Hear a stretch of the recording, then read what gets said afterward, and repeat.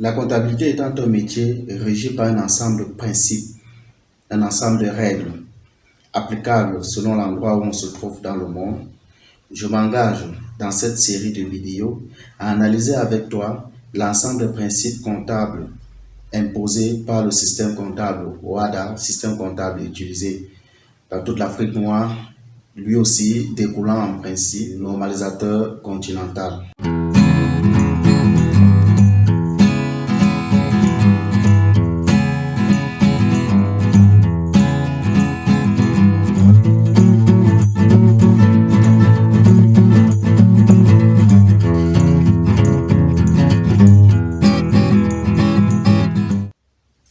Alors, salut à toi, bienvenue sur ma chaîne, bienvenue sur ta chaîne, bienvenue sur DT Consulting en Finance.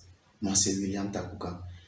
Ici, je te parle de professionnalisme et de performance dans le métier de gestion parce que je suis convaincu que c'est grâce à cela que nous pouvons faire une carrière professionnelle et entrepreneuriale d'exception.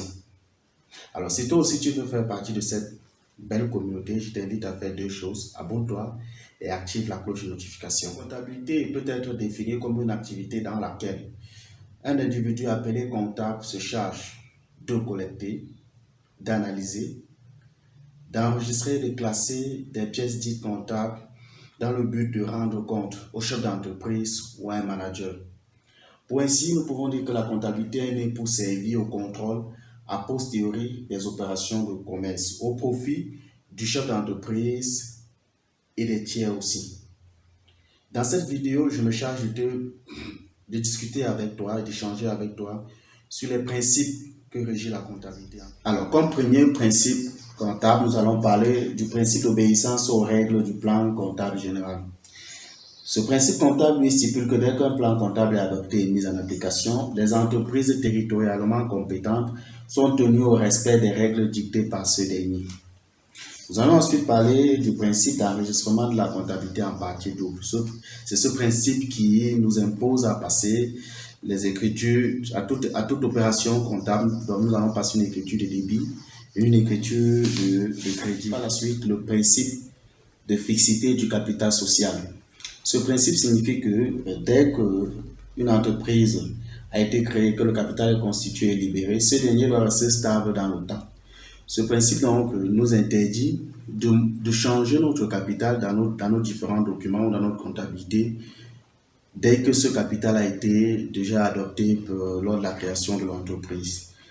Ensuite, nous allons parler du principe de régularité. Ce principe exige d'une part que dès qu'on déclenche une activité comptable on a l'obligation de la conduire jusqu'au fond sans interruption. D'autre part, que les comptables sont tenus au respect des procédures mises sur pied et validées par la hiérarchie. Nous allons ensuite parler du principe de sincérité. Ce principe exige une application de bonne foi des procédures notées plus haut.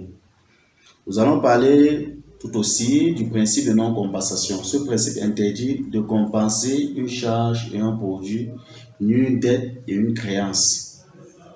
Il est valable en aval qu'en amont. Pour clore cette vidéo, nous allons parler du principe d'unicité de la caisse. C'est ce principe qui nous impose d'avoir dans une entreprise la caisse principale et s'il en existe une autre, parler plutôt des caisses secondaires.